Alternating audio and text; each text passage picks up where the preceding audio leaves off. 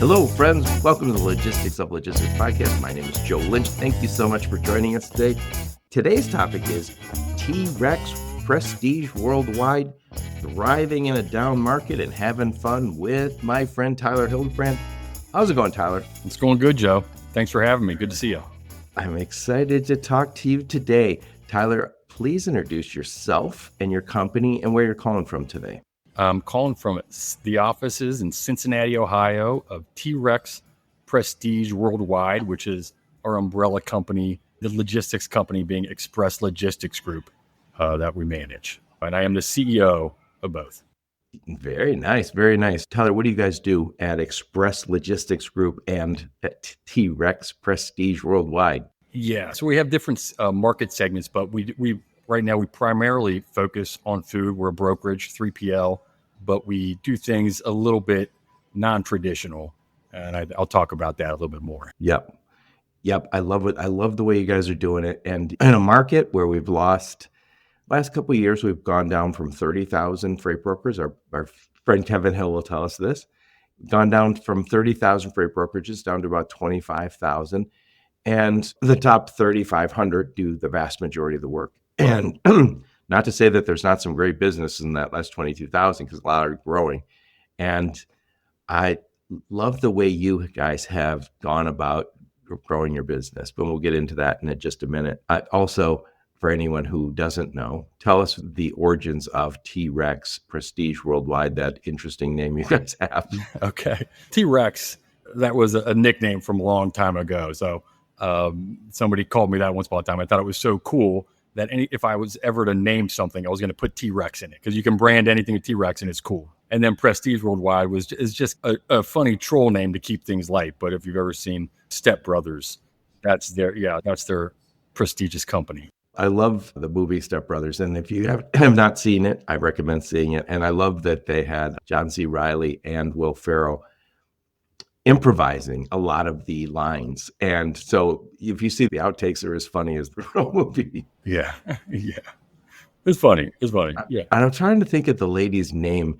Mary Steenburgen, maybe? Yeah, Mary something. Yeah, she was the mother of one of the guys in there.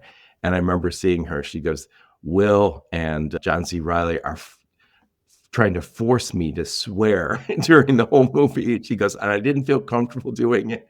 And she said, and they kept, she goes, I wasn't used to being in that kind of movie. She goes, I loved it, but it pushed me. So we got a nice big painting of them over here. So they're the founders. Yeah. Oh, I'll pull it out here. I love that movie. And those two guys in that movie, the Step Brothers, who are both crazy, they started a company called Prestige Worldwide, and you just added the T-Rex. And they do everything: marketing, security, research and development. Right. So that's we do a lot. We do a little bit of that, a little bit different. Yeah. Anyway, Randy, our director of ops, is going to bring that the founders painting here. There we go. Excellent. Maybe we'll put a picture in the show notes. Anyway, so getting back to the work of T-Rex and Express Logistics Group, who do you guys serve?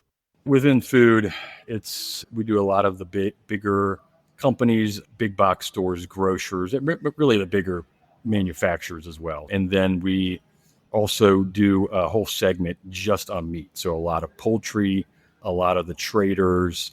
And then we also have, within the last couple of years, really specifically been direct to store with food distributors. So that happened by accident, but we've really become specialized and really good at that, which is a whole sort of become a segment in its own. And then the other one is LTL and imports. So really right now there's 4 that we focus on. Nice. Yeah. Nice. So let's switch gears for a sec. Talk a little bit about you. Where'd you grow up? Where'd you go to school? Some career highlights before you started T-Rex Prestige Worldwide and Express Logistics Group. Yeah. So I grew up in Cincinnati. I've always been an artist. So I don't know anybody really. I don't know many people at all that have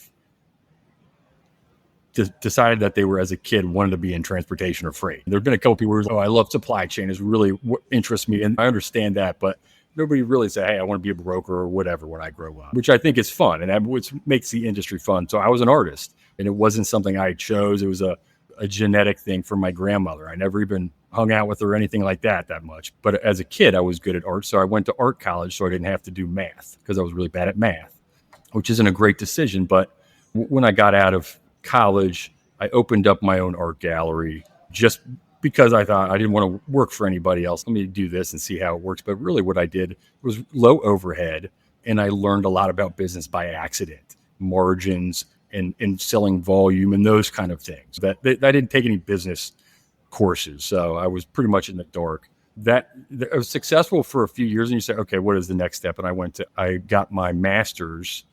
Really, it was in film. It was in filmmaking. So I was making short films. I was making art movies, those sort of things. And then I got into higher education. I began teaching at different colleges, University of Maryland, and then moved back to Cincinnati here where I was teaching. And then teaching it can be rewarding, but it doesn't pay very good, especially at a small college. And I went into the administration and started working in there.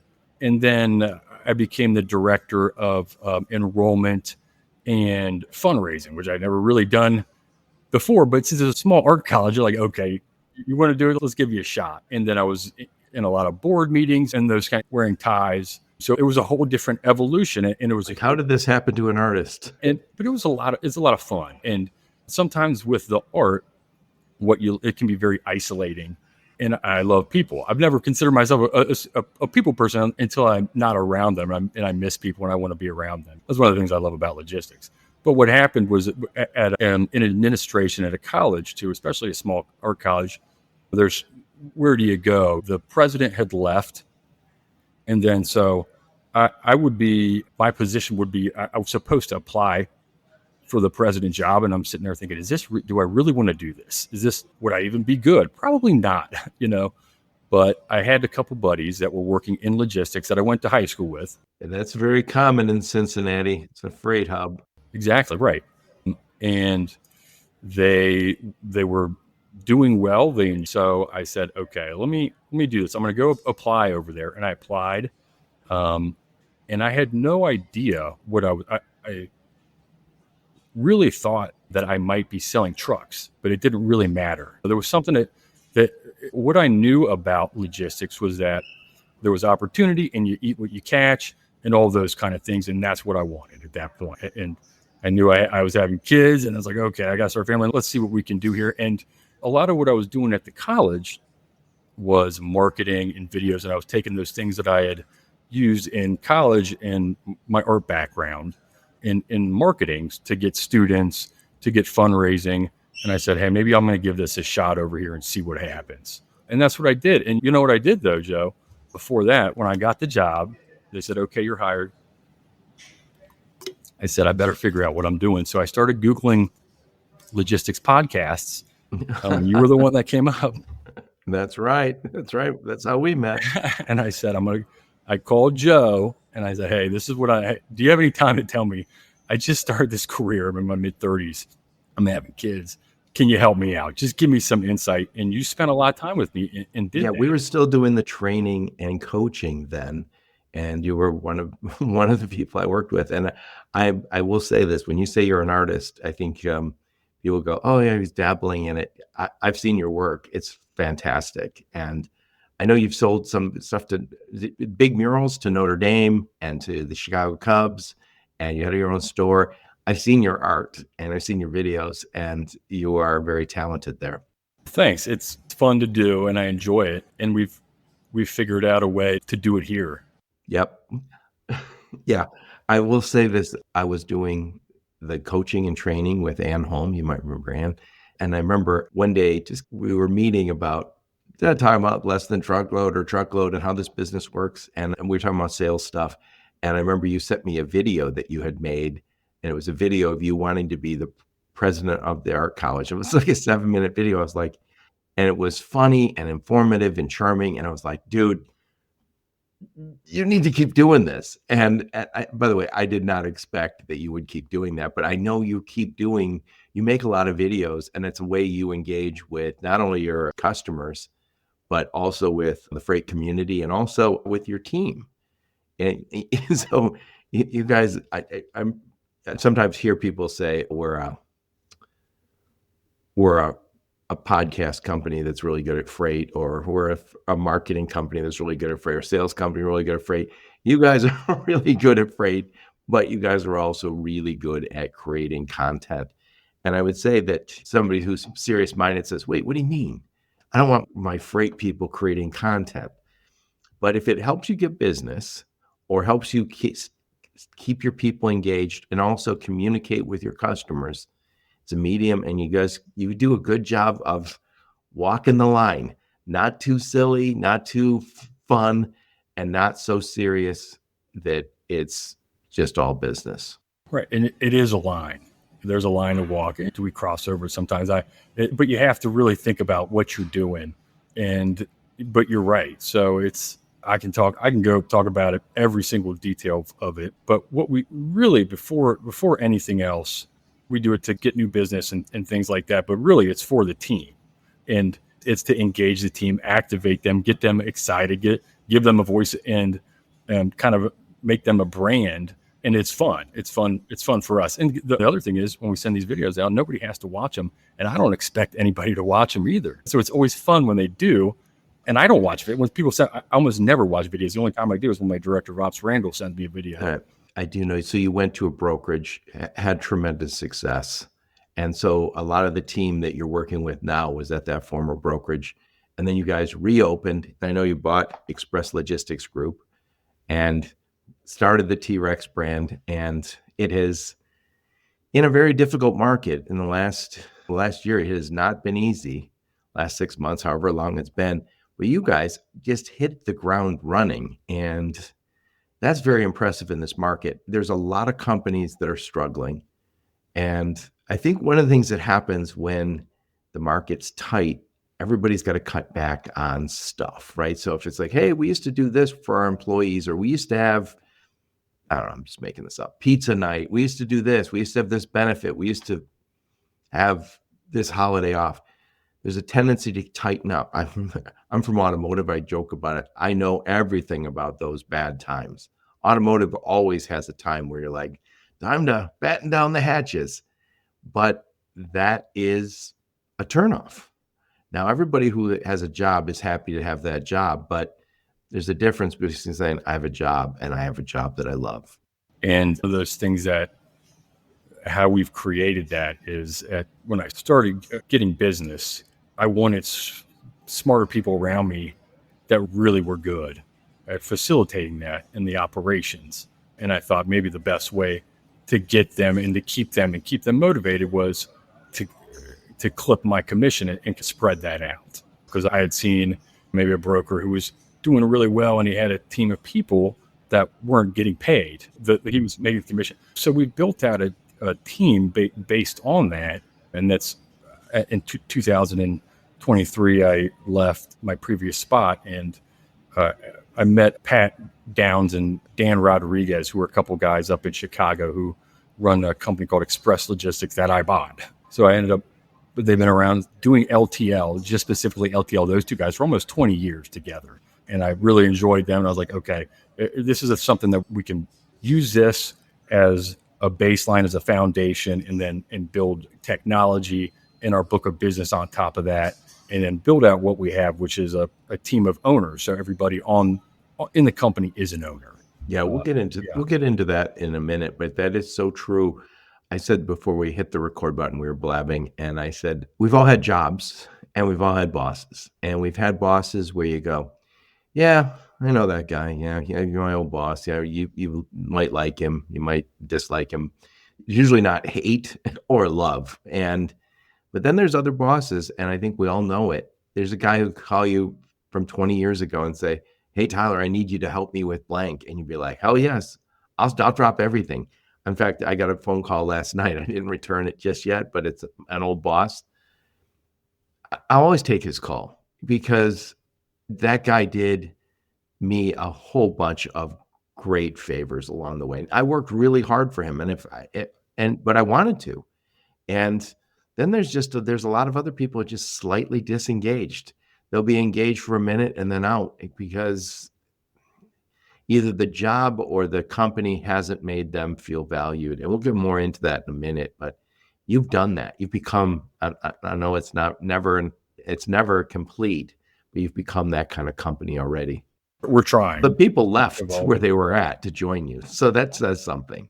So let's first get back to there's 4 areas that you guys focus on.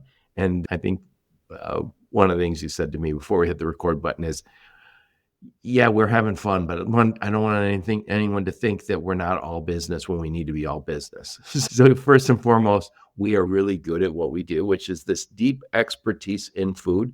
And first and foremost, you work with poultry and meat companies and the traders. Please explain what the traders do for those who are not in that day to day. Sure. So the traders are, and this produce has a similar thing where they're just brokers. So they might have a customer that needs a certain product and they'll connect those two. And a lot of times they're buying from other traders, but that's what they're doing is they're finding the product and connecting the dots to the different customers. So from the packers and the producers. Right. Yeah. When we talk about inventory and it's meat or poultry, it's going to go bad. You have a limited shelf life. And so if one store, and we would all recognize the name of these stores, it's where we shop, one store has an extra 5,000 units of poultry, and another store 50 miles away is short 2,000. You say, all right, we're going to make that deal, and then we got 3,000. We're going to sell it to another store. But there's a constant, because nobody wants to throw that food away. So what's happened in that business is a network of traders has developed, and it is pretty efficient from what I understand. And I just went to the poultry conference in Atlanta. It was my first time down there. So we have a guy here, Colin, who manages our meat department, and he owns a restaurant. So he sees firsthand all the stuff coming in. So he's the expert, and he's built relationships with the traders over many years. And these traders have been in the industry for forever, 20 years or so. And then, so you build those relationships, and then you bring in some of the bigger meat producers that they're buying and selling to and things like that. And then what we've created is really an ecosystem of all of the meat together where we can really we have relationships with most of them, and we're connecting dots and really solving problems. And one of the things why we have that segment is so different, the different segments that we have, is how you have to communicate and operate within them. It's really completely different. There's crossover, but it's really not the same. So how you talk to these guys, these traders, is a one guy, and there might be a lot on the line for him with this one load. Oh, you make or break every day on that stuff.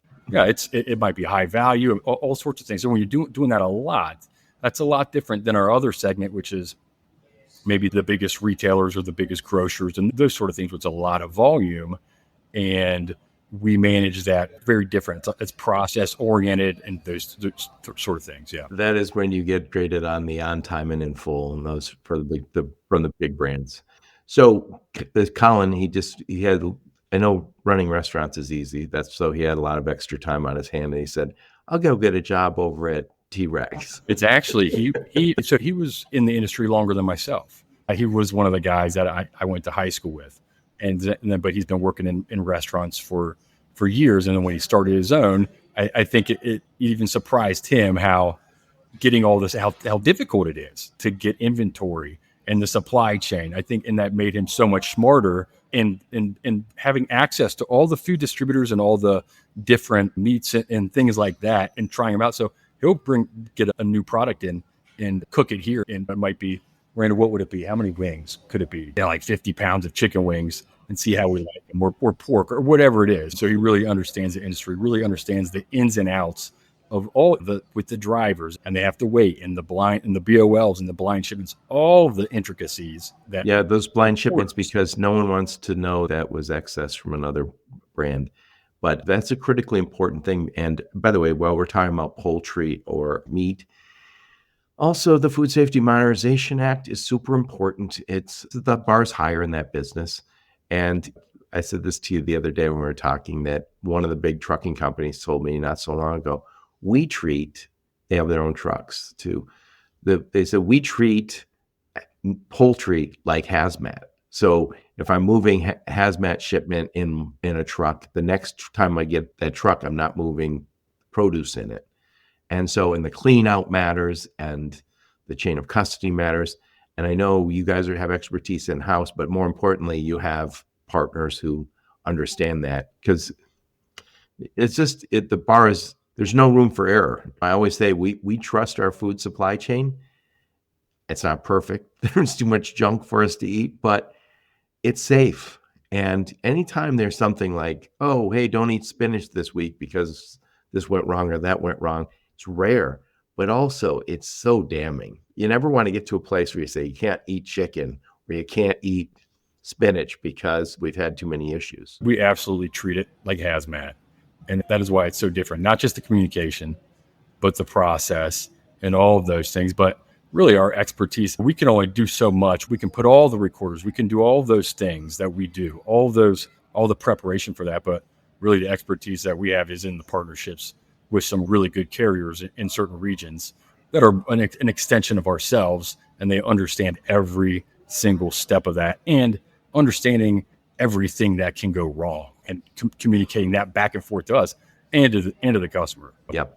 So the next thing I want to talk to you about is another segment you guys work in, which is this final mile or direct to store.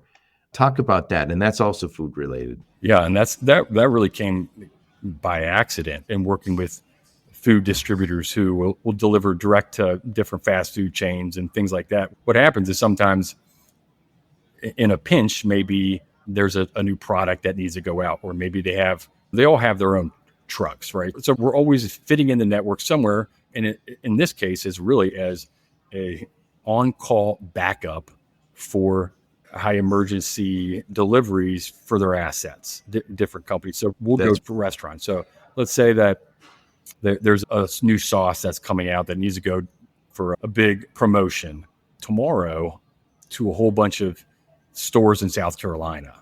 They don't have the trucks. Their trucks can't do that right now. So we'll have to do that. And so by necessity, we've come up with a network of sprinters and box trucks to facilitate that. And also in different regions, having the relationships with different people that can come and help offload the truck. Because a lot of times when it's a regular truck, like their own fleet, they have the lift gates, they have the different equipment. For us, maybe we don't have all of that. So we have to come up with different solutions on the spot. And we always do. So there's a lot of driver assist in that kind of work. Every time it's driver assist, and it could be 7,000 pounds, which is a lot of handoff load.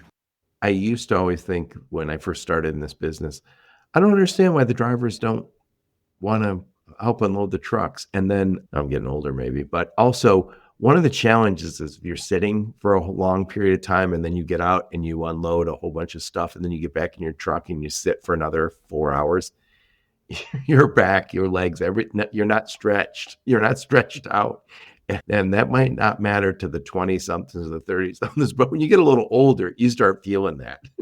What we've done too is we've compiled all this information on all the stores that we deliver to, because there's so many different, there might be 20 flights of stairs or something like that, or 20 steps that you have to go up, or maybe you have to park. Maybe it's in New York City somewhere, and you have to park 2 blocks away and bring 5,000 pounds of product to this store somehow. So there's a lot of problems to solve.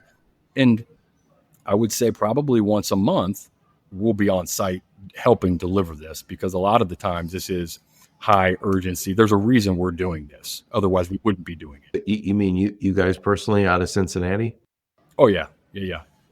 So we've done it in Cincinnati. Randy he just went down to Knoxville a couple Fridays ago, but we'll get it done wherever it is, because when it is that much and it's that much on the line, and there's also with these restaurants is a lot of times it's okay. The store opens at 8 a.m. or somebody's going to be there at 8 a.m., but that product has to be there in their refrigerator by 10 a.m. And if it's any later, they're not happy, and everybody's hearing about it. It's crunch, and it's exciting, but we enjoy doing that. Yeah. Ever since you started in this business, you've always been really close to the drivers. And a lot of people talk about the drivers.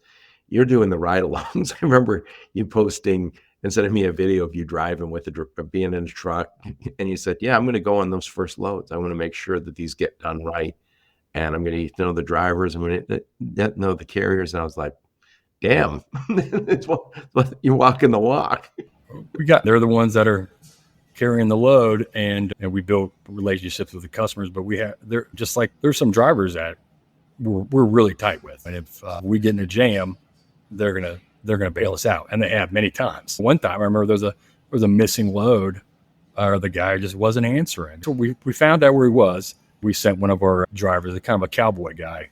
He showed up. He said, "Hey, son, you're going to drop that trailer. I'm taking it the rest of the way," and they did it. So they're there to bail us out when we need it.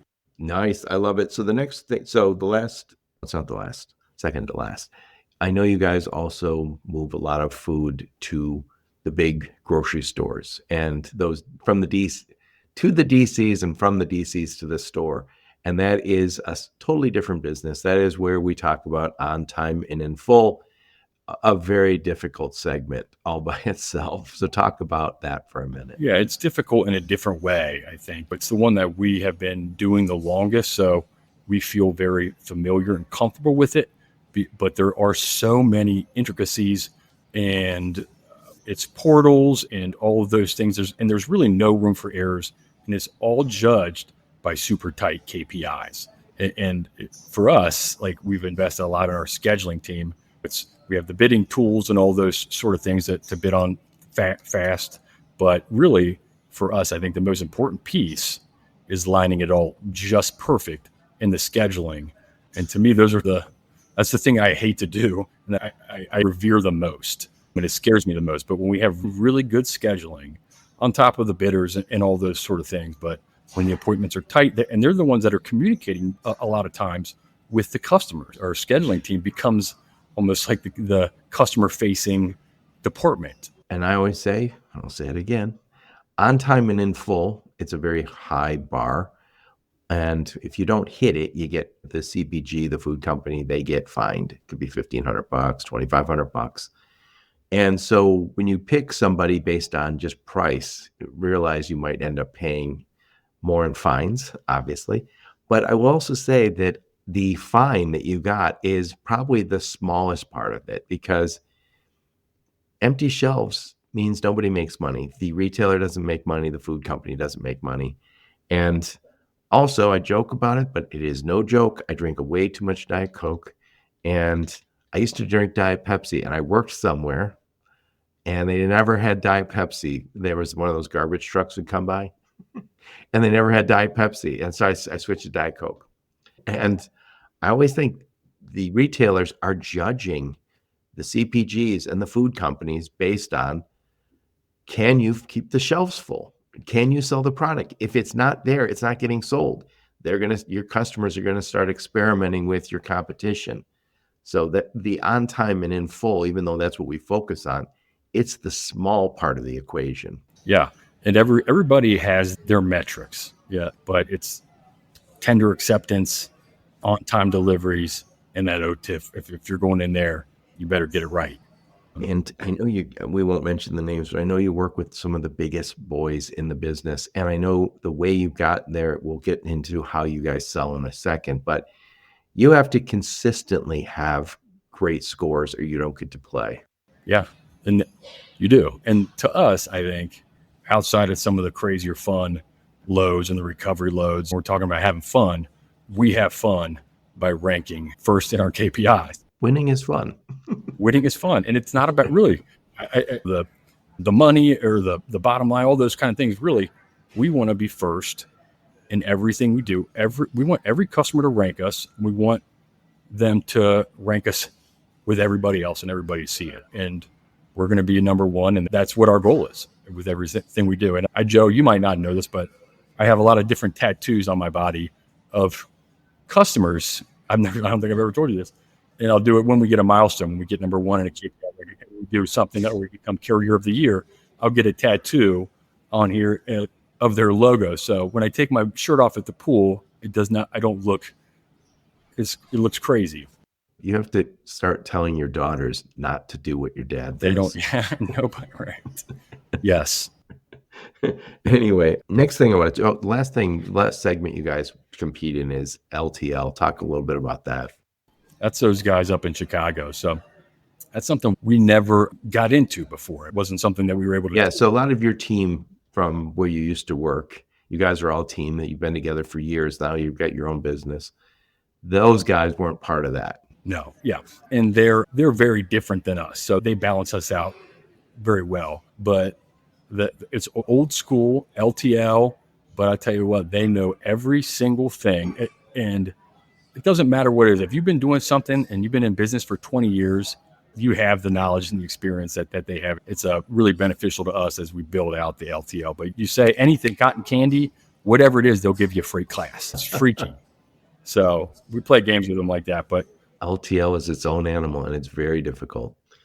So the next thing I want to talk to you about is you guys have taken this really non-traditional approach to selling. And I remember when you were still at the old outfit you were at, you would create these videos and you'd send them to me. And I remember, I won't mention some of the names, but these were all Fortune 500 companies. And you'd say, hey, Joe, I'm thinking of going to blank. And I was like, yeah, good luck on that. No one gets in there.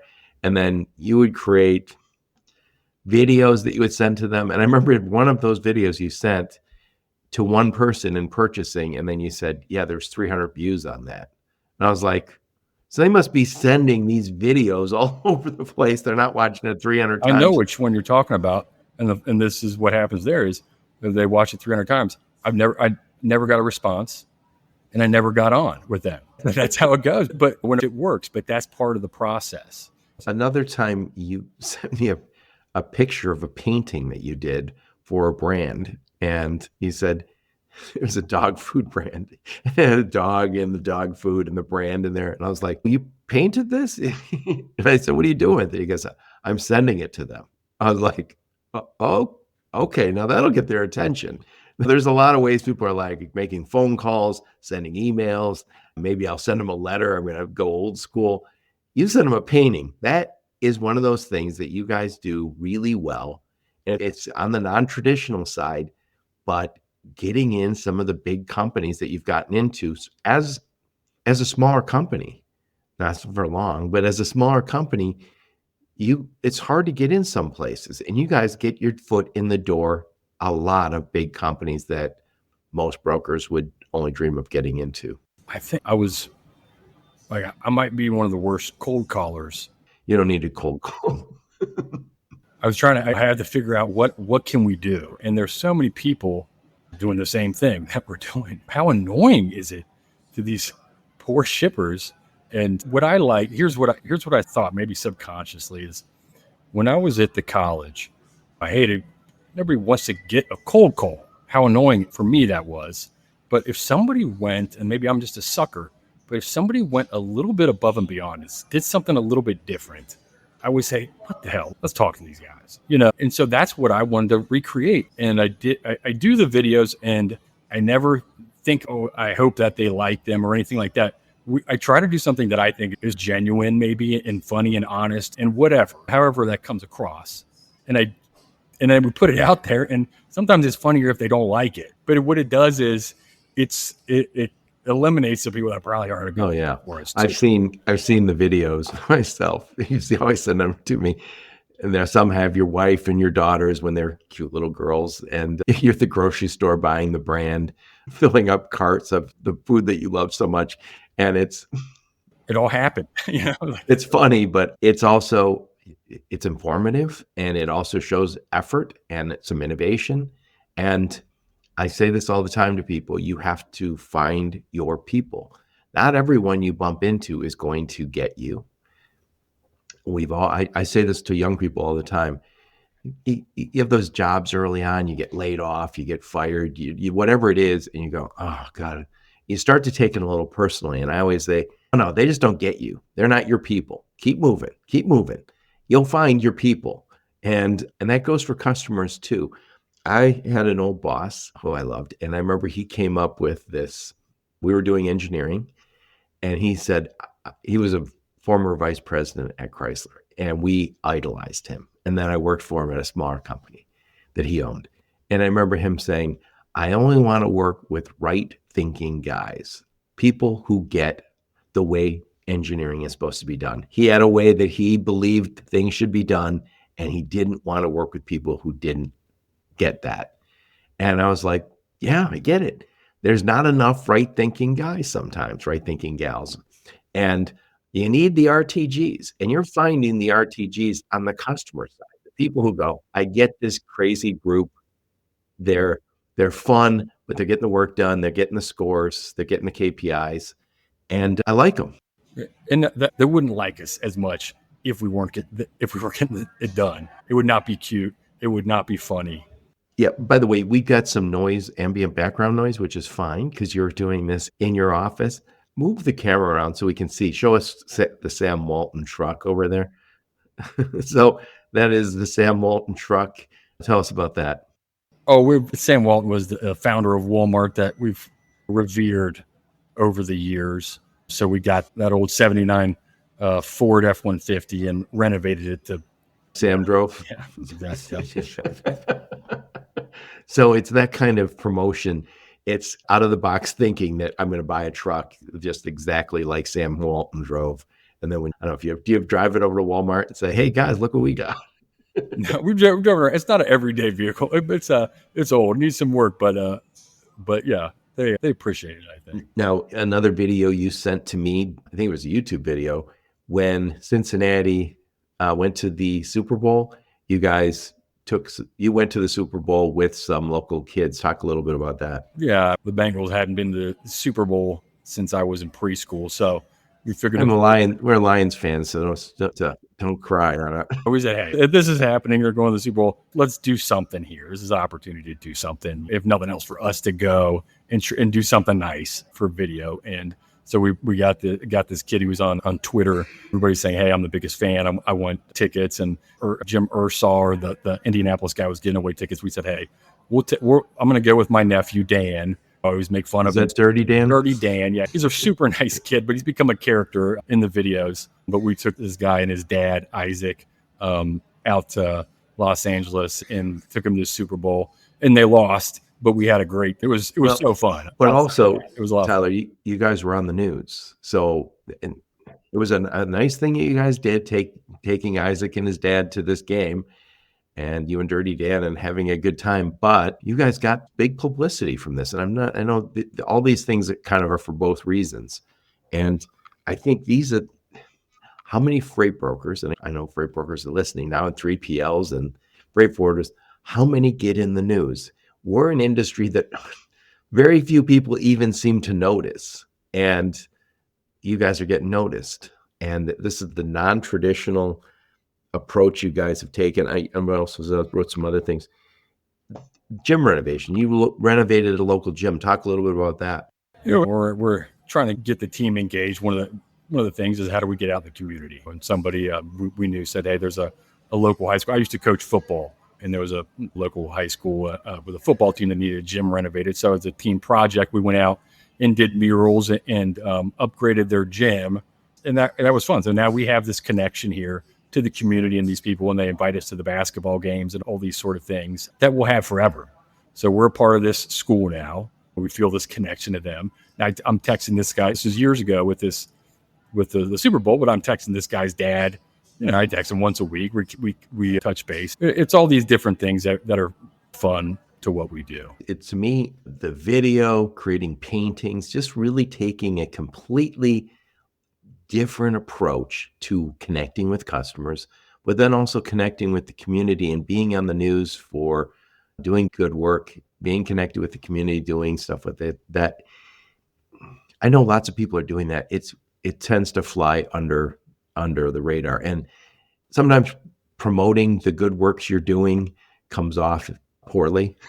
You're like, hey, let me tell you all about all the good things we do for the world. Sometimes when it becomes like, oh yeah, it's just a big company trying to seem relatable, but you guys do it in a way. And again, with the videos that you guys create, I think I've seen most of them.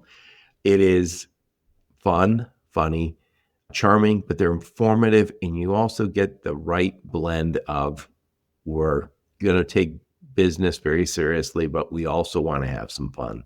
And again, it's a difficult line to walk on, and nobody wants to be like, oh yeah, Tyler and those guys are fun, but Man, do they screw things up? That would not be good. Yeah. No one wants that. Yeah. And then I think that a lot of that too is the team.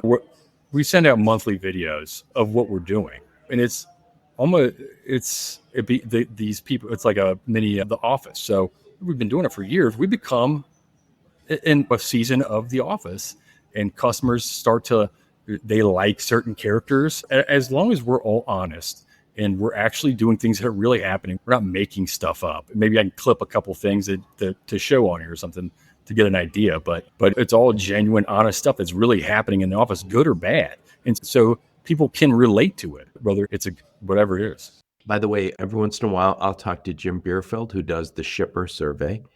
And Jim will say that one of the things that shippers hate about brokerage, 3PL business, trucking business, is that they have a whole bunch of cold callers who don't know anything about their business. And they're calling, and sometimes it's a young person, and they're calling to a vice president of a company, and they know nothing of that company. And they barely know what they're selling. And you guys will go way overboard on creating a video for a company saying, we love your brand. And I've seen you guys say, here's all the products within that brand. It even though it comes off as funny, it also shows tremendous effort that you guys have researched and understood what they do. And again, I just think this is a very non-traditional approach. And again, non-traditional doesn't necessarily mean good. You guys have to, again, walk that line.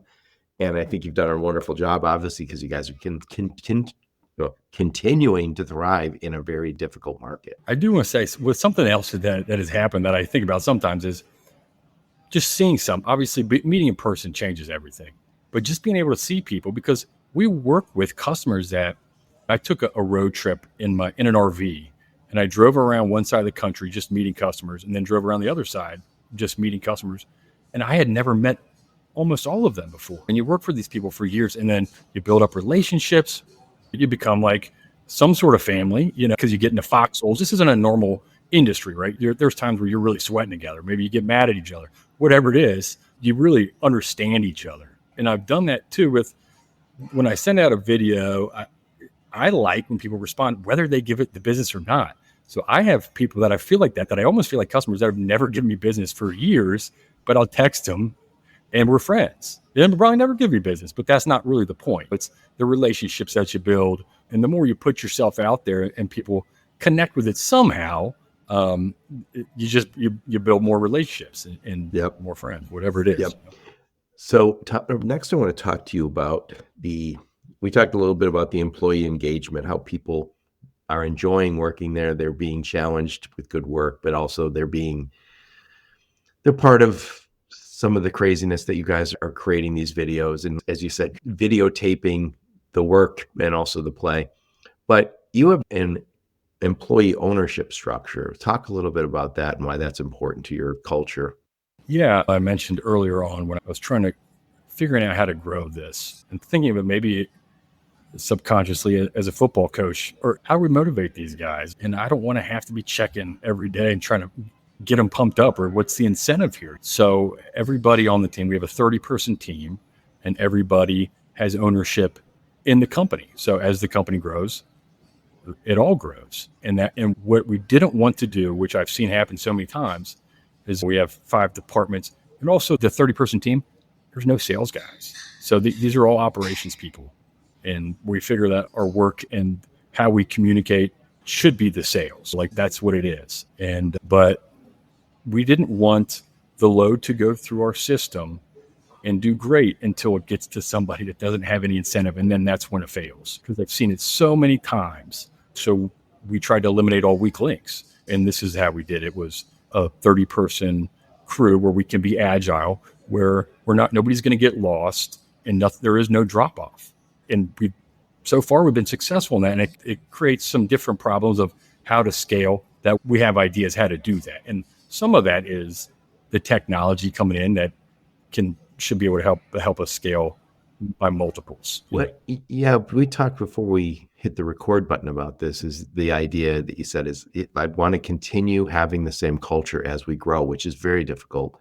And I think you said some interesting things to me. You said we're going to keep growing different areas of centers of competence, that's areas of excellence, and say, yeah, and we're going to create the right incentives, so we're going to create ownership in those. And if you said, hey, we work in all these different verticals, here's what we do. If I'm talking to you 4 years from now, maybe you're saying, yeah, we now do steel. We move a ton of steel, and I got guys who are flat out experts at it.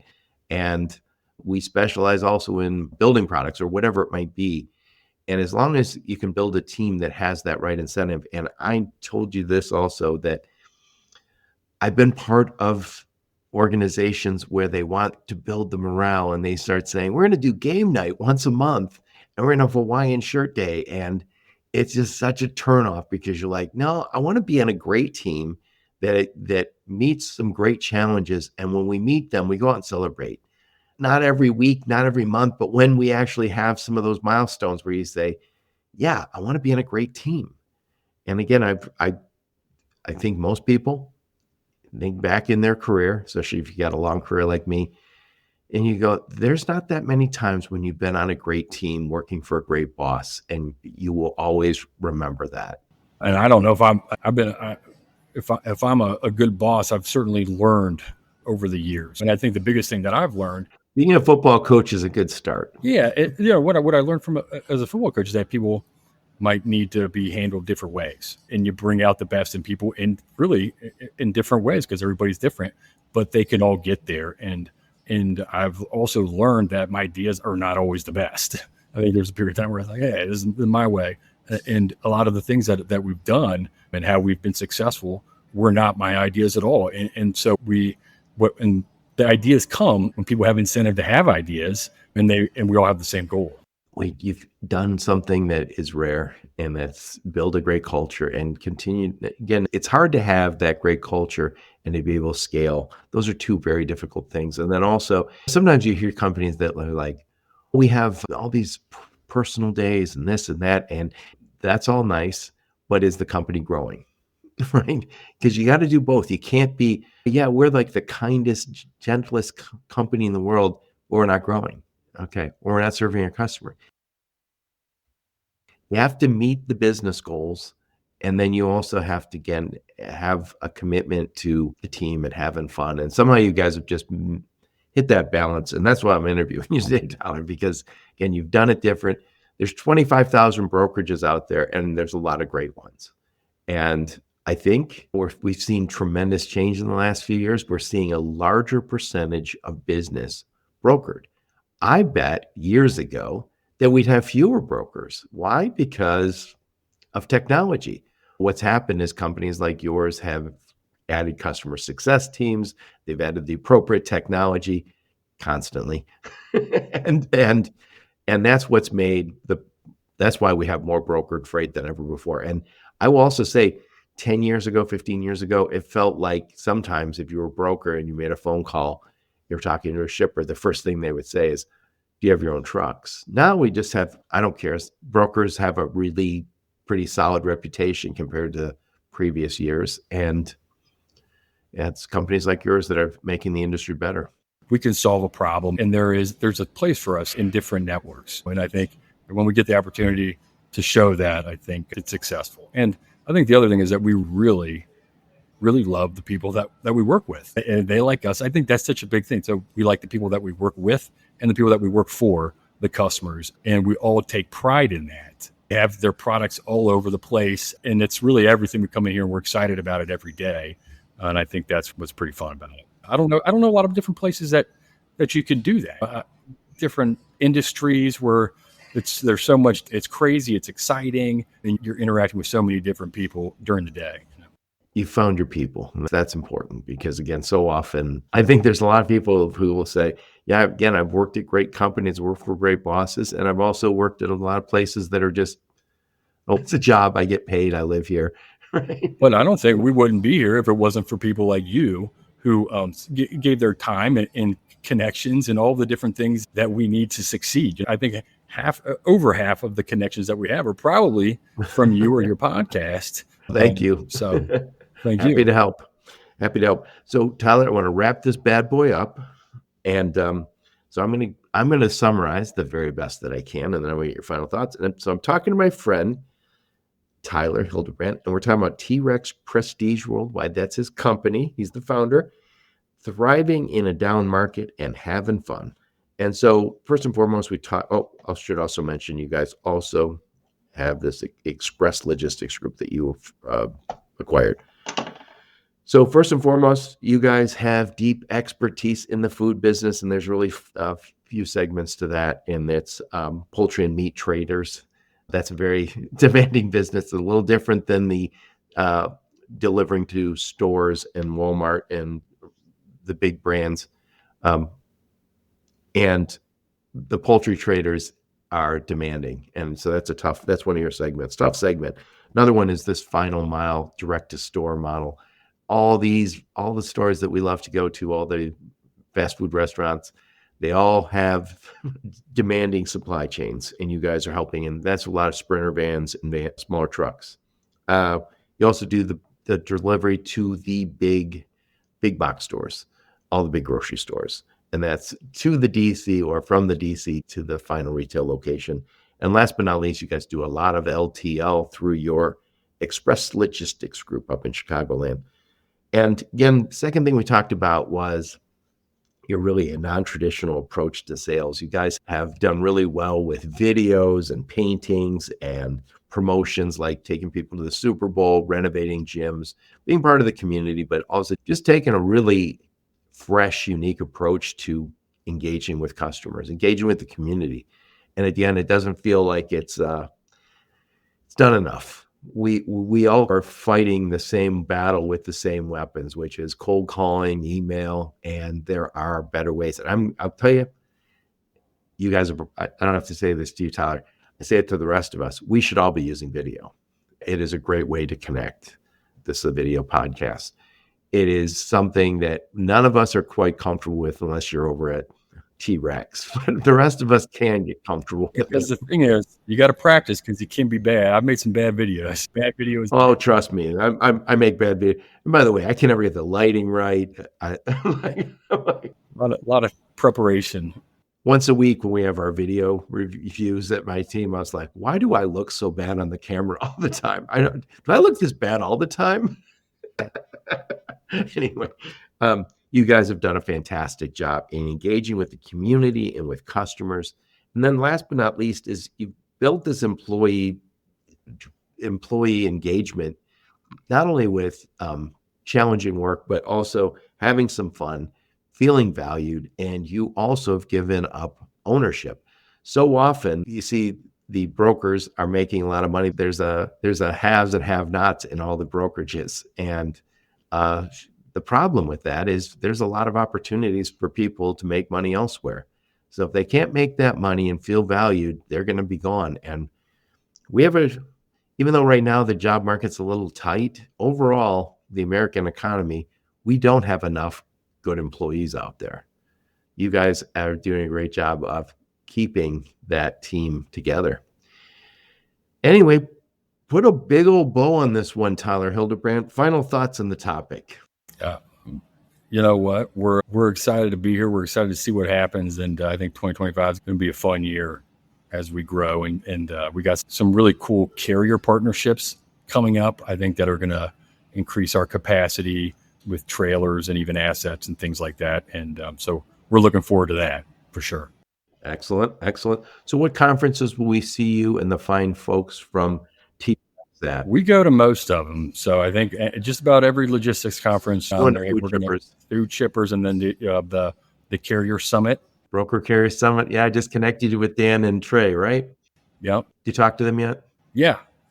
That's not too far. That's in Indianapolis, so that is not far from Cincinnati. I know you'll drive that. I plan to be there myself. I look forward to it. Absolutely. I'll see you there. All right, Tyler, thank you so much for taking the time. I love what you guys are doing. Thanks, Joe. We appreciate it. Love your show. Thanks for all the help over the years, man. Thank you so much, man. And thank all of you for listening to my podcast. Your support's very much appreciated. Until next time, onward and upward. You have been listening to the Logistics of Logistics podcast, where we engage with leaders in the logistics and supply chain community. If you like what you hear, please subscribe, hit the like button, and leave us a nice review on Apple or Spotify or wherever else you listen. Also, please check out our videos on YouTube and connect with us on LinkedIn. We're very big on LinkedIn. And you can also reach us on the logisticsoflogistics.com, our website.